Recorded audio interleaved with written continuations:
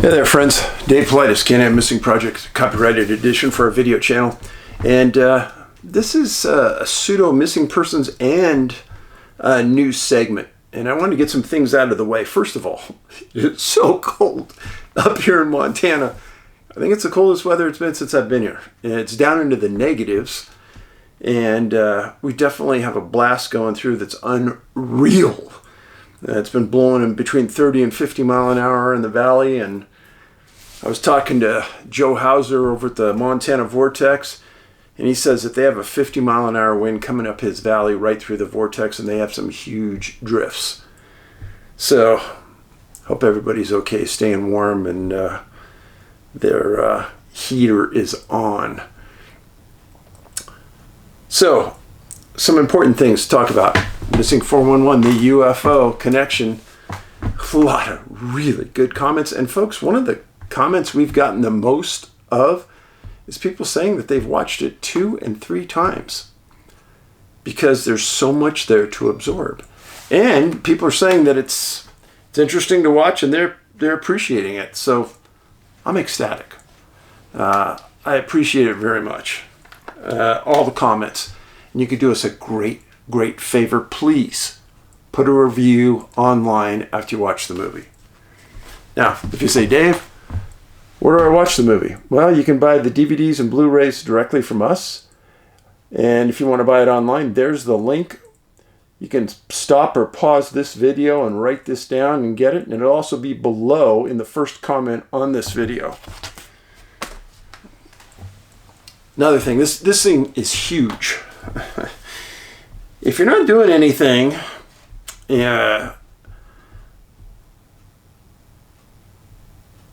first week and a half of January of this year, there's a huge event in Golden, Colorado. I'm talking huge. It went from 1 day to 2 days. Now it's 3 days starting Thursday. I'm going to let you look at the flyer. This is put together by my friend Jim Myers at the Sasquatch Outpost. If you Google Sasquatch Outpost and go to events, you're going to be able to find it. Thursday night, this is going to be really fun. I'm going to show the movie. This is the only second public screening of the movie, Missing 411, the UFO Connection, we've ever done. We're going to screen it. People are going to watch it. And then I'm going to get in front and we're going to talk. I'm going to answer all the questions you want. Have a little person-to-person, and it'll be really fun. Friday night is a meet and greet with the people that are going to be presenting at the conference on Saturday. And then Saturday I'll be doing a presentation, and Angie and I will be there all day. But this, friends, is huge. If there's an event you're going to go to, I would go to this one. Just because I know how hard it is to get Harvey Pratt, my best buddy, anywhere. He's the individual that did the design for the Smithsonian Institute for their Native American War Memorial. He just dedicated it this year. Harvey, in my opinion, the best artist in the world. And the nicest man in the world, too. You will meet this person if you come, and he'll blow you away. I can't say enough about Harvey. So those are my 2 big announcements for today. We need all that support going into this movie. It's really important. Let's talk about the missing persons case. This is happening on Vancouver Island as we speak. This was happening. This is the lady, and I'll read you the article from Global News. The family of a missing 38-year-old Victoria woman is very concerned about her safety after they last spoke on December 8th. MelissaMcDevett loves to hike near the Sook, S-O-O-K-E potholes area, as well as neighboring trails in the John Stick Peak, Malcolm, the Donald, Mike Hill, and Three Amigos and Tony's Triumph. Her family last spoke to her on Thursday, December 8th. She was then supposed to have traveled from Victoria to Vancouver and board a flight December 10th, but she didn't arrive. Her family told police this is extremely out of the ordinary for her. Her gray 2015 Subaru Forester with the North Carolina plates was also located in the area of the Sook potholes on December 10th. She's described as 5 feet tall and slim. She also lives with alopecia, and she may be wearing a wig or have short, dyed, rainbow-colored hair, according to police. McDevett is neurodivergent and may appear to show signs of cognitive delay. Victoria police officers are coordinating with Sukar CMP, Wanda Fuka Search and Rescue, as well as local, provincial, national, and international partners. The circumstances under which she has gone missing are considered very high risk, police said. Now, where this happened is important. Really important. So, here's the island up here. This is the U.S. This is Olympic National Park right here. I have people that I've written about that have gone missing all the way up here, here, all the way up here, here. What's the common denominator? The Wanda Fuka Channel. Now, where she went missing was, I'm sorry, whoa, I had that upside down, excuse me. Again, this is Olympic National Park. I've written about people that are missing all through here, here, and all around the island up through here. The common denominator is the channel. Now, this is where she went missing, in the park. I've been to this park. It's stunningly gorgeous. Huge boulders are in the river. The water's crystal clear. It's a great place to hike. I'd understand why she wanted to go there. What's concerning is I just talked to Steve Isdall before I went on the air, and he said, yeah, the weather on Vancouver Island in the last couple of days has been freezing cold, and at night it's been freezing cold. And he said somebody going out in that without fire, without a tent, the chances of survival are really, really low. So I hope she's found quickly. She's been out 7-8 days at this point, 9 days. I worry about her. And I'm not calling it a missing 411 case right now, but they brought in canines. They haven't picked up a scent yet. She has medical conditions. I don't know. I'm worried. So that's... And the island has had a lot of missing persons cases that I've written about, just so you know. Now to the news. You know, President Biden was at the border earlier this month in December, and he was asked by the press if he was going to take some time and go down to the border. You know, like maybe talk to the Border Patrol agents, tell them how much they're loved and appreciated, tell them how much they're needed, and how he's sorry that he's making them work 16, 18-hour days. How he's sorry to hear that many of their agents have committed suicide. He told the press that he was too busy. There's more important things to do than go to the border. I can't believe he said that. But we're about to have we've had a national disaster for the last 2 years at that border with the millions that have come across. But we're pending to have a full-out crisis, folks.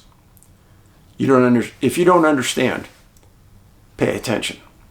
When Title 42 goes down this week, there's tens of thousands of people staging right now in Mexico. How do I know? Talk to my Border Patrol friends, and they told me that their intelligence says there are thousands ready to come en masse exactly when 42 comes down, Title 42. It'll be overwhelming.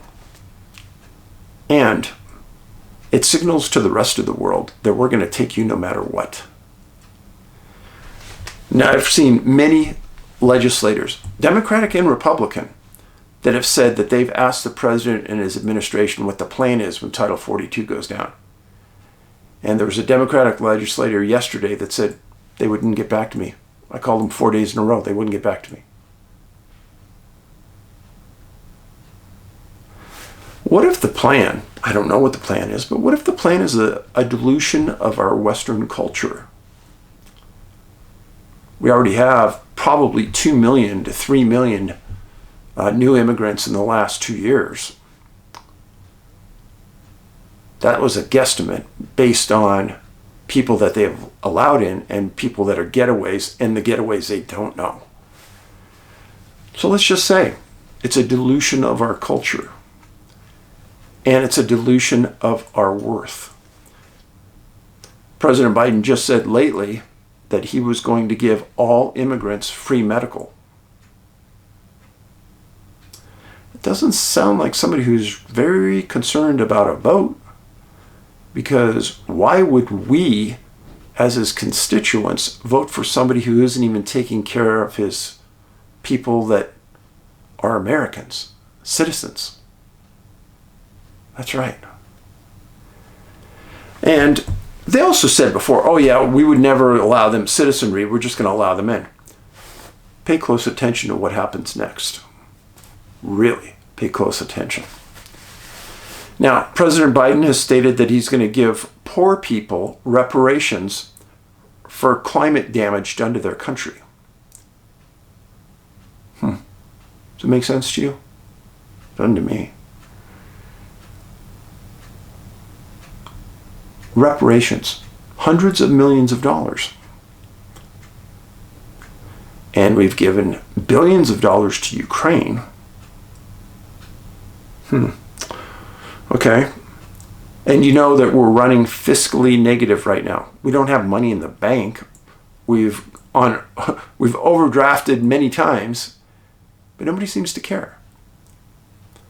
So what happens when you and I pull too much money out of our bank account? We don't have it.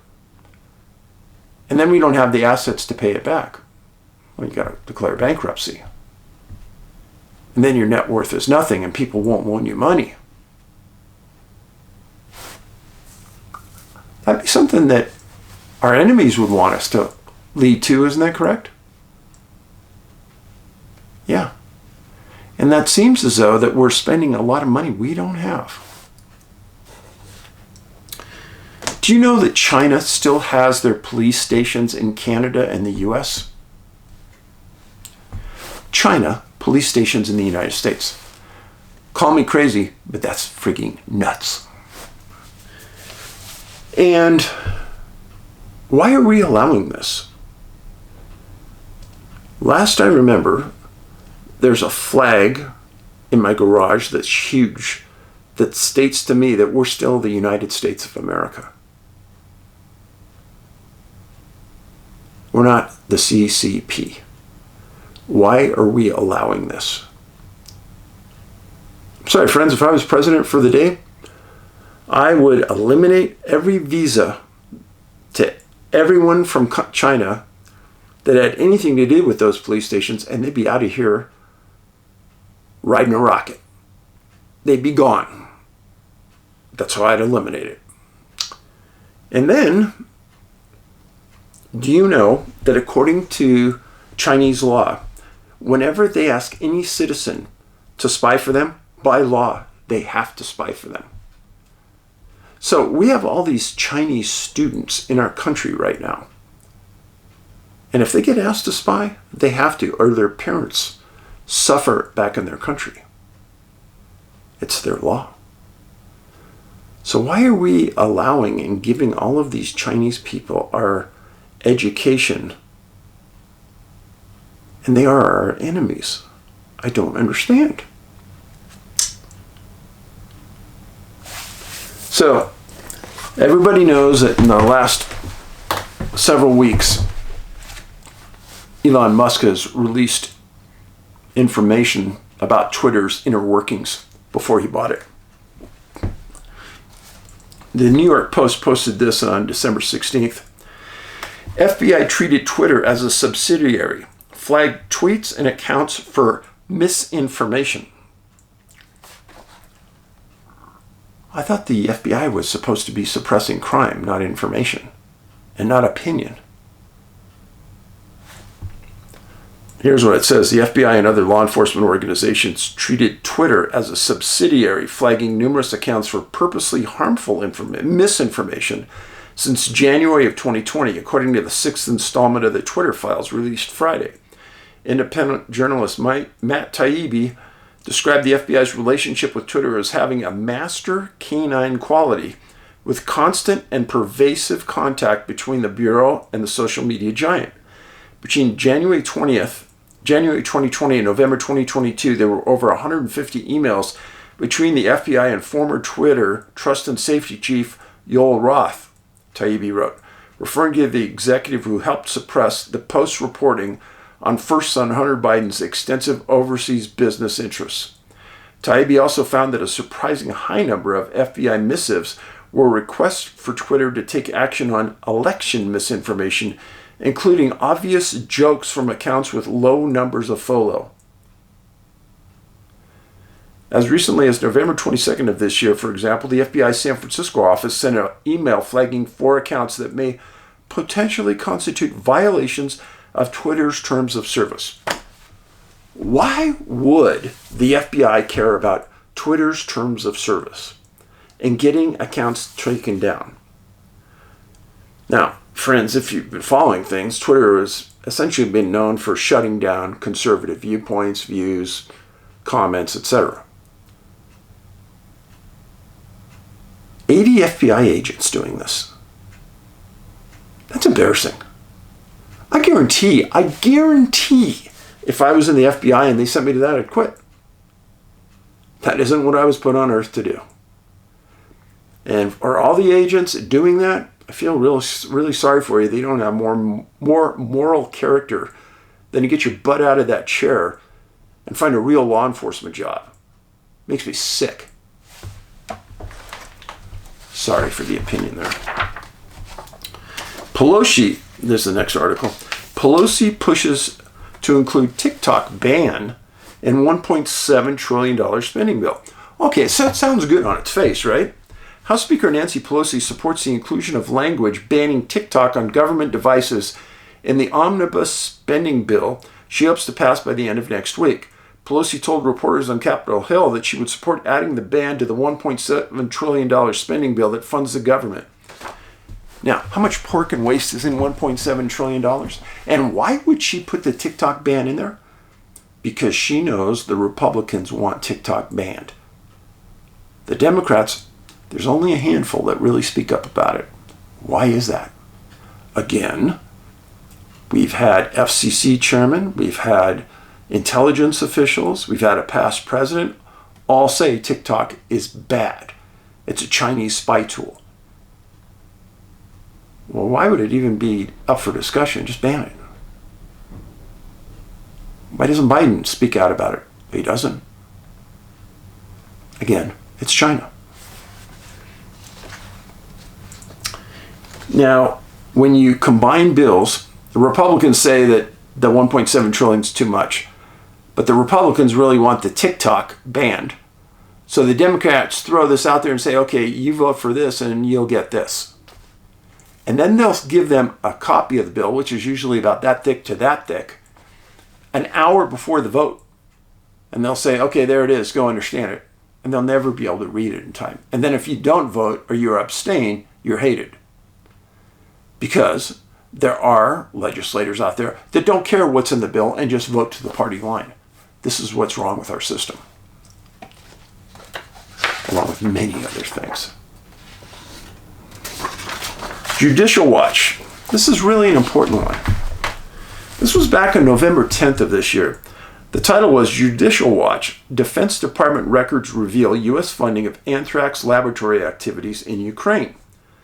Judicial Watch announced today it received 345 pages of records from the Defense Threat Reduction Agency, a component of the U.S. Department of Defense, revealing that the U.S. funded anthrax laboratory activities in a Ukraine biolab in 2018. Dozens of pages are completely redacted and many others are heavily redacted. The records show over $11 million in funding for the Ukraine biolabs in 2019. The records were obtained in response to a Freedom of Information Act request against the agency. I have a question. How many biolabs did we have in Ukraine? Why are we studying anthrax in Ukraine?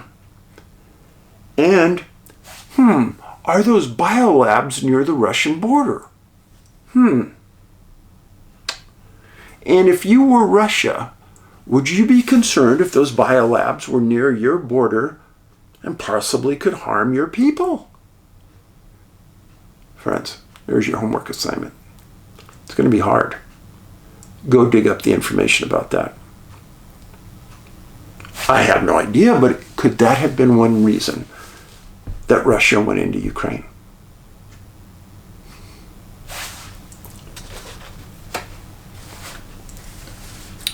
Next article, 12/12 of this year, New York, Yahoo News. White House invites drag performers to same-sex marriage bill signing celebration.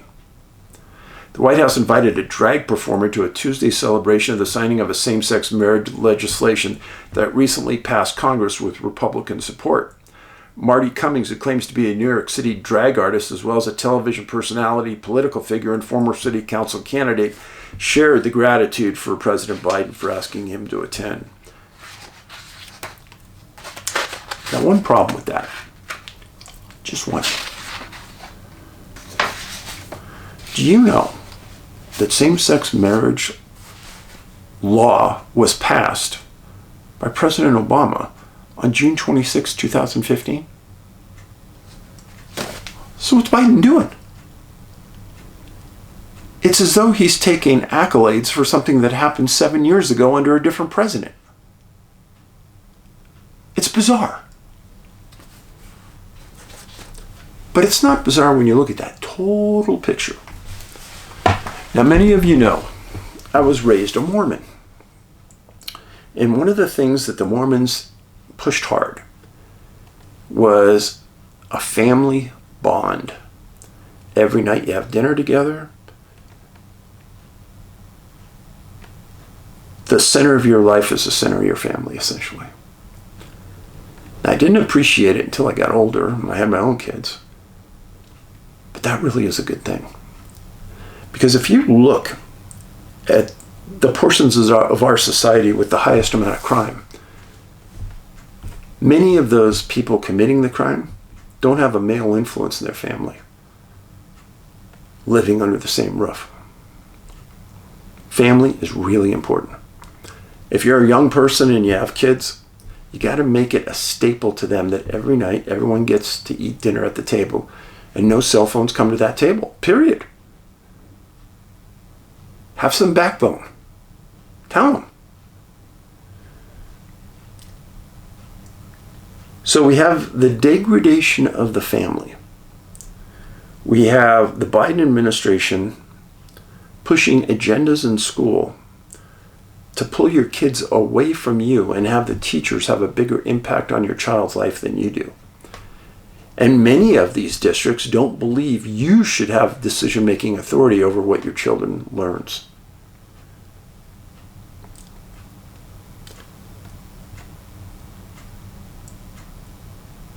So we have reparations for climate change. We have China and Saudi Arabia coming to a $30 billion deal over oil. Friends, if you think that some parts of our world are looking to us and saying, oh my gosh, the USA, you're doing such a good job on climate change and you're going to get away from fossil fuel. Oh, that's so good. Friends, you need to get your head out of here. You know what? And why is that? Because these other countries don't give a rat. Most other countries are barely making it. And they don't care. Do you really think that the biggest polluter in the world gives a rat what we do about climate change, except to line more of their pockets? It's China. Why do you think China just signed this huge oil deal with Saudi Arabia? They're not moving away from fossil fuels. It's a joke. They are building one coal-fired power plant every week in China. So don't even come at me with your garbage. See, before you do these, I spend hours researching facts. And I listen to people that are broadcasting many times from overseas because I don't trust our media worth 1 cent. So few people I do. But the general media, no. In fact, I have friends that I can tell just by the way they talk that they must watch ABC, NBC, CBS nonstop. Because they don't know anything about some of the things I'm telling them. Police stations in New York and Canada, they didn't believe me. We're going bankrupt. Hey, they don't believe it. Okay. And on this Saudi Arabia-China deal, China wants to pay for this in yuan, their dollar. They don't want to pay in US dollars. And if Saudi Arabia goes for that, that's just about the end of us as a world power. Because nobody will want to deal in our dollar. And why wouldn't they want to deal in our dollar? Because it's worthless. It really is worthless right now, technically. We don't have anything to back it up. We're running deficit spending. We don't have money in our bank to pay the bills. Don't people understand this?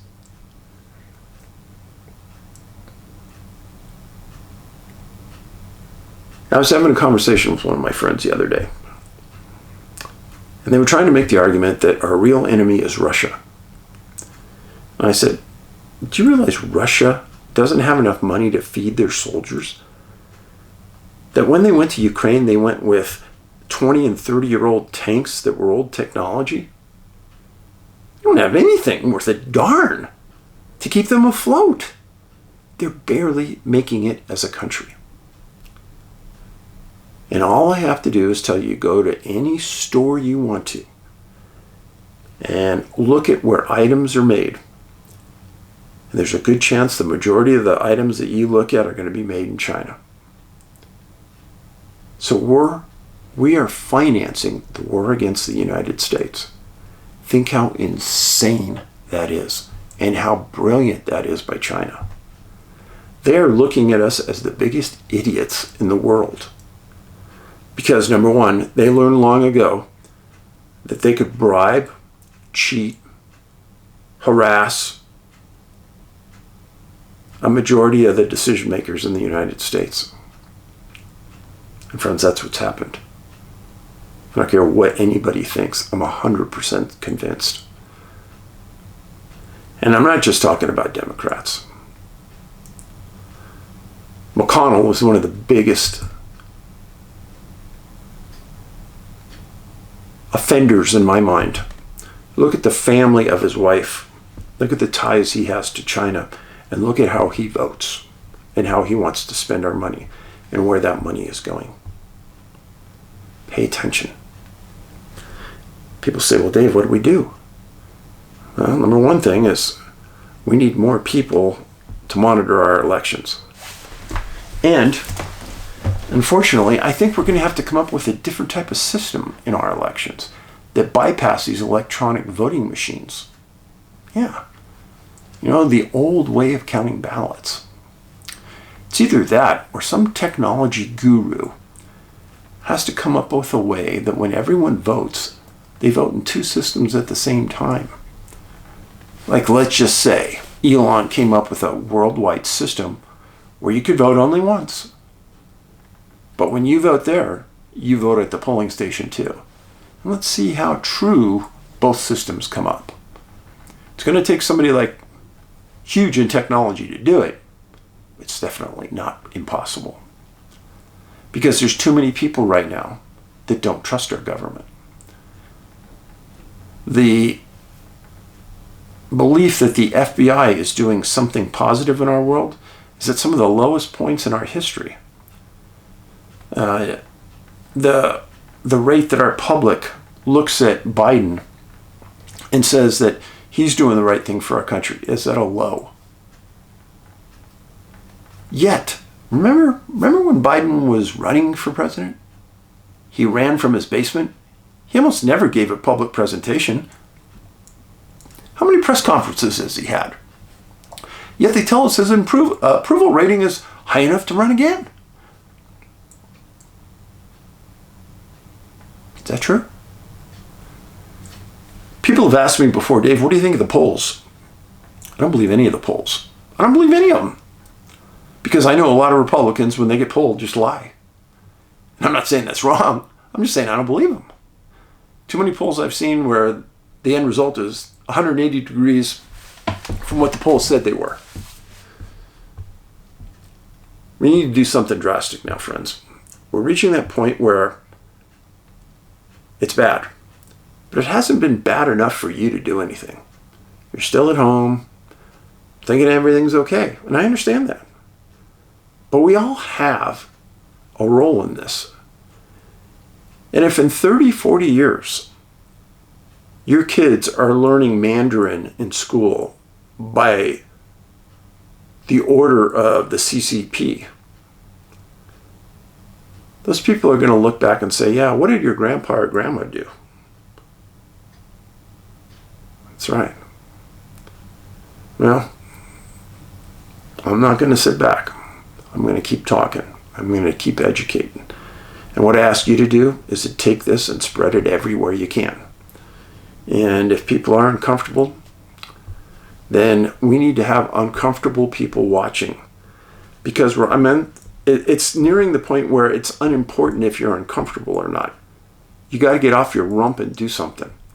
And that maybe means going to meetings for your local party and becoming more active. Going to your local meetings for school districts, etc., water districts. Getting more involved in local politics. That's really important. You are greatly appreciated. And I constantly get told that Ben's looking over me. Maybe he's over my shoulder. Maybe he's giving me a hug. I hope so. I need the moral support sometimes. You know one thing I'm telling you? What I'm telling you is what Ben would be telling you if he was here. I appreciate you. You have a great week. Paulides out.